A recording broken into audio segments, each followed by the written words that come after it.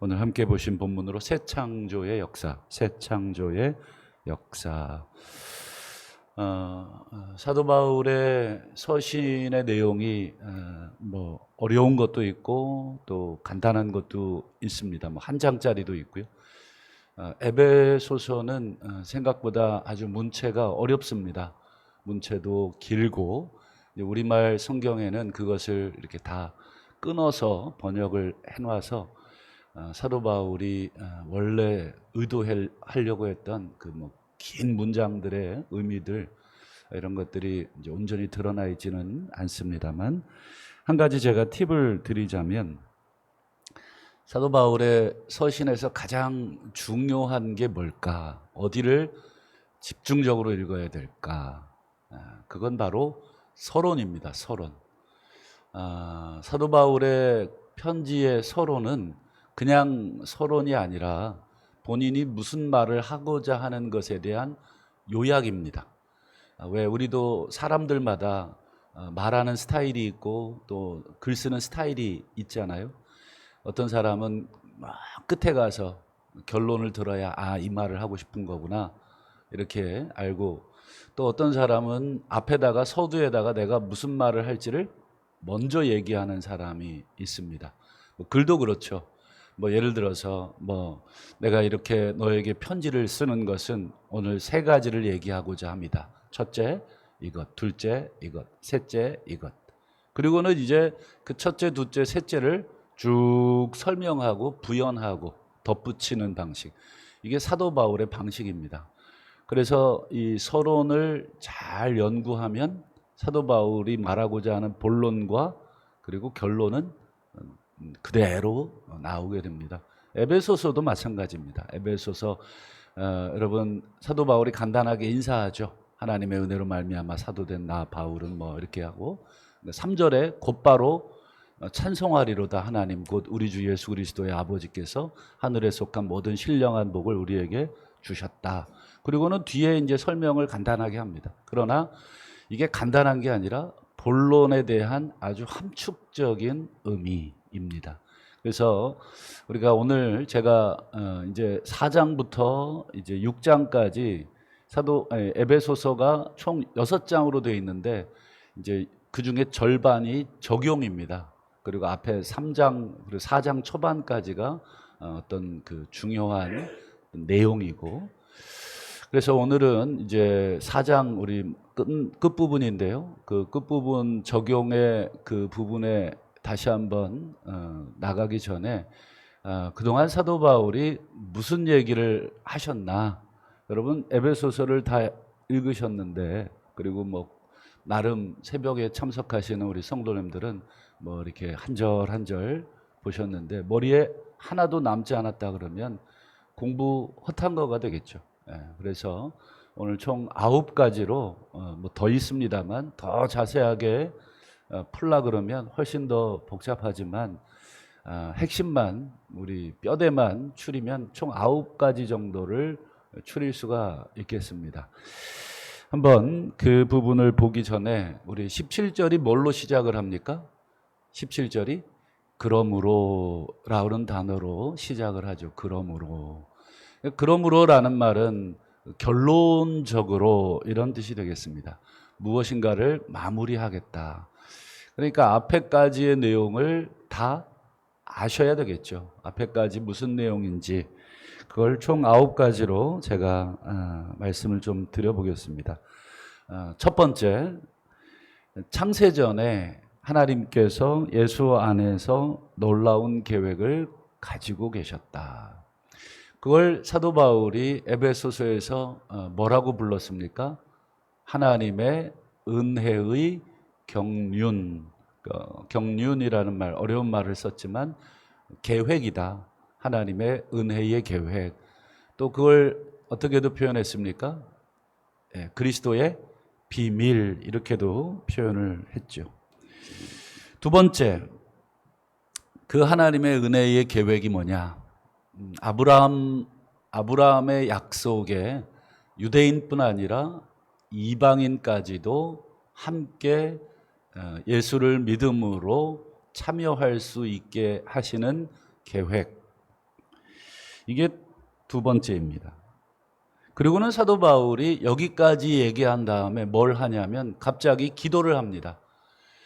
고대의 서신은 여러분들이 이제 우리와 좀 다른 방식을 사용하죠. 우리는 뭐 이야기를 쭉 얘기 다 한 다음에 뭐 이렇게 하잖아요.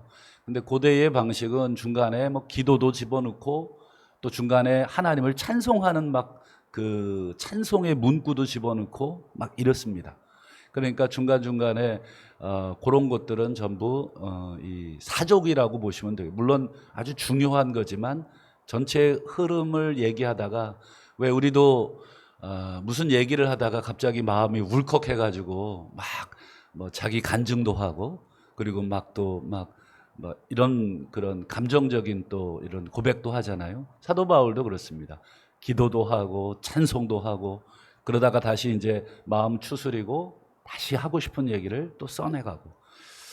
어쨌든 여기까지 얘기한 다음에 사도 바울이 기도합니다. 이게 첫 번째 기도인데 우리 그 부분을 한번 볼까요? 우리 에베소서 1장 18절과 19절인데 갑자기 사도 바울이 하나님의 은혜의 계획, 예수 그리스도의 비밀, 아브라함 때부터 하나님께서 가지고 계셨던 그 유대인이나 이방인이나 전부 믿음으로 말미암아 하나님의 자녀가 된다라고 하는 얘기를 쭉 해놓고 갑자기 너희의 눈이 열리게 되사 너희의 눈을 열어 주셔서 뭐 이런 기도를 합니다. 보실까요? 너희 마음의 눈을 밝히사 그의 부르심의 소망이 뭐냐? 성도 안에서 그 하나님의 기업의 영광의 풍성함이 뭐냐? 또 우리에게 베푸신 능력의 지극히 크심이 어떠하냐를 너희로 알게 하시기를 기도합니다. 예, 바울이 쭉 설명하면서 이거를 도대체 이 친구들이 이해를 할 수 있을까? 머리가 나빠서가 아니라 마음으로 받아들일 수 있을까? 이런 뜻입니다. 지금이야 뭐 우리가 이걸 다 받아들이고 우리가 당연한 것으로 여겨지지만 1세기의 이 내용은 천지가 개벽할 만한 내용이고 완전히 정말 사도 바울이 유대인들로 하여금 이 목숨의 위협을 당할 만한 내용입니다. 그렇기 때문에 바울이 한참 이걸 본격적으로 설명하기 전에 먼저 기도부터 하는 것입니다. 하나님, 내가 쓰려고 하는 내용을 좀 이들이 마음의 눈을 하나님께서 열어주셔서 온전히 깨닫게 해달라. 이렇게 기도를 먼저 하는 거죠. 이게 세 번째고요. 네 번째는 기도를 마친 다음에 사도 바울이 설명을 합니다. 바로 예수 안에서 하나님께서 무슨 일을 하셨냐면 새로운 인류를 창조하셨다. 그게 바로 교회고 성도다. 그리고 하나님이 이 교회를 통하여서 이 하나님의 지혜를 온 세상에 알리셨다. 하늘에 있는 뭐 그런 천사들에게도 알리시고 어쨌든 이 온 세상에 하나님을 모르는 자들에게 이 교회를 통해서 하나님의 뜻과 계획을 알게 하셨다. 그러면서 바울이 뭐라 그랬습니까? 나는 이 복음의 일꾼이고 나는 교회의 일꾼이다. 이 교회가 그런 존재다. 하나님이 교회를 얼마나, 이 성도를 얼마나 사랑하시는지를 이야기합니다. 그리고는 또 바울이 또 기도를 합니다. 그게 바울의 두 번째 기도가 되겠죠. 바울이 여기까지 교회까지 이제 설명을 해놓고 이제 교회를 위해서 기도합니다. 이제 예수 안에서 예수를 믿은 자들이 정말 잘 자라야 되는데 지금이야 이제 교회가 한 2000년 된 거목이 된 거죠. 뭐 아름드리 나무가 돼서 웬만한 비바람에 흔들리지 않죠. 뭐 그러나 사도 바울이 전도하던 시기에는 이제 묘목입니다. 이제 막 갓 심어 놓은 묘목. 우리가 나무를 여러분 심어 놓으신 분들은 잘 아시겠습니다만 심어 놓으면 어떻습니까? 굉장히 신경 쓰이죠. 비바람 불면 나가서 뭐 넘어지진 않았나, 그리고 넘어지지 않도록 옆에 부목도 대주고 또 여러 가지 뭐 비료도 되고 또 물도 잘 주고 여러 가지 온도도 맞추어 주려고 하고 좌우간에 이 바울이 교회를 예수 안에서 완성된 이 교회를 보면서 기도합니다. 그 내용이 이제 이런 내용이었죠. 교회로 사랑 가운데 뿌리가 내려지고 터가 굳어지고 그리스도의 사랑의 충만함이 어떤지를 알기를 기도하죠. 그래서 우리 들어보신 내용이죠. 그래서 뿌리가 내려질 수 있도록 교회가 이제 비바람에 앞으로 이 사탄이 이 교회를 흔들어 놓을 텐데 이 교회가 흔들리지 않도록, 그래서 우리 사도행전에 우리 어제 에베소서 수요 예배 때 봤지만 밀레도에서 에베소 장로들을 초청해서 막 사도 바울이 부탁하죠. 이제 막 사탄이 이리떼들이 와서 교회를 시험하고 흔들어 놓을 것이다. 너희들 내가 어떻게 이 교회를 세웠는지 잘 알지 않느냐. 너희들의 이 교회를 너희들과 하나님의 신실한 말씀에 부탁한다. 이 교회를 잘 돌봐다오. 이런 내용들을 사도행전 20장에서 사도 바울이 교회를 위해서 부탁하고 또 기도합니다. 이게 5번째고요. 여기까지가 이제 바울의 기도가 맞춰지고, 이제 6번째로 또 바울이 뭘 하냐면, 바울은 이 그리스도께서 이 피 흘려 세우신 교회, 그리고 성령께서 하나 되게 하신 유대인과 이방인들 차별 없이 하나 되게 하신 이 교회가 평안하도록 힘써 지켜달라. 우리말 성경엔 이렇게 돼 있죠. 평안에 매는 줄로 힘써 지키라. 평안에 매는 줄, 한마디로 평안의 줄입니다. 평안의 줄로. 평안이 무엇입니까? 샬롬이죠. 샬롬. 이 샬롬하게 교회가 평안할 수 있도록, 분쟁이 일어나지 않고 성도 간에 여러 가지 다툼의 요소들이 발생하지 않도록 힘써서 성령께서 예수의 피로 이 땅에 이제 세운 이 묘목과 같은 이 조그마한 연약한 교회를 너희들이 힘써서 지켜다오. 어떻게 지켜달라고 했습니까? 모든 겸손과 온유로, 오래 참음과 사랑 가운데 용납함으로. 그래서 마치 우리 아기들 키우는 것처럼, 아기들 여러분 뭘 잘못해도 부모님들이 아주 갓난아기 때는 회초리를 드는 법이 없죠. 그래서 뭐 교육학적으로 4살까지는 무조건 받아줘야 된다. 아이의 잘잘못을 떠나서 아이는 무조건 사랑받게 해줘야 된다. 뭐 이런 이론도 있지 않습니까? 교회도 그렇습니다. 사도 바울이 지금 교회를 세워놓고 교회가 세워진 지 얼마 되지 않았는데 만약에 파당을 일으켜서 싸우고 깨진다. 그러면 어떻게 될까? 그게 대표적으로 고린도 교회였고, 그래서 에베소 교회에 이렇게 얘기하는 거죠. 너희가 겸손과 온유로, 오래 참음으로, 사랑 가운데 용납함으로 성령께서 하나 되게 하신 것을 평안할 수 있도록 지켜다오. 이게 6번째입니다. 그리고 이제 바울이 7번째로 이 교회의 하나됨을 지켜야 되는 신학적인 근거를 얘기합니다. 왜 교회를 하나 되게 지켜야 됩니까? 그냥 이렇게 얘기하지 않죠. 바울이 교회의 하나됨은 무슨 근거가 있느냐? 그건 성삼위 하나님의 근거다. 그게 사도 바울의 가르침이었죠. 그걸 한번 보죠. 에베소서 4장 4절부터 우리 6절까지 한번 볼까요? 바울이 뭐라고 그렇습니까? 몸이 하나다. 몸이라는 건 교회를 말하는 건데, 교회가 하나인데 그 근거가 뒤에 보세요. 성령도 한 분이고, 5절도 보시죠. 주님도 한 분이고, 여기서 주님은 예수님이겠고, 6절에 하나님도 한 분이다. 성령, 그리고요 예수님, 그리고 하나님, 이 성삼위 하나님이 전부 하나이기 때문에 그분들의 계획과 그분의 피와 그분의 인도하심, 성삼위 하나님의 모든 계획의 결과가 교회, 몸이 하나일 수밖에 없다. 삼위의 하나님이 세 분으로 다양하지만 하나이듯이 교회도 다양하지만 하나를 지향해야 된다. 우리가 생김도 우리야 물론 같은 민족이지만 만약에 우리가 국제적인 교회라, 여기 흑인도 있고 뭐 동남아인도 있고 유럽인도 있고 또 아시아도 있고, 그러면 하나 되기가 훨씬 어렵겠죠. 문화도 다르고 생각도 다르고 우리끼리도 하나 되기 어려운데 국제적인 교회는 훨씬 어렵습니다. 그냥 한두 번 얼굴 보고 예배 드리는 거야 그냥 좋죠. 어제 우리 캄보디아에서 우리 청년들이 왔지만 그들하고 여러분 같이 신앙생활 한다고 생각해 보십시오. 여러분 걸리는 게 한두 개가 아닐 것입니다. 문화도 다르고 사고방식도 다르고 서로 행동도 다를 테니까. 그래서 하나 된다는 게 훨씬 어렵죠. 그런 면에서 사도 바울이 그래도 우리가 하나 되어야 되는 이유는 우리 삼위 하나님이 세 분이지만 하나로 존재하듯이 그분 때문에 우리 교회도 똑같다. 그래서 몸으로 비유하면 지체가 많지만 모든 지체가 다 한 몸을 이루고 한 몸을 위하듯이 교회가 하나가 되어야 되는 신학적인 근거는 삼위일체 하나님이다. 그리고 여덟 번째로 이제 바울은 계속해서 이제 교회를 이야기합니다. 그리스도의 몸인 교회를 위해서 하나님이 선물을 주셨다는 것입니다. 그 선물이 무엇입니까? 사도, 선지자, 또 복음 전하는 자, 목사와 교사를 주셨으니.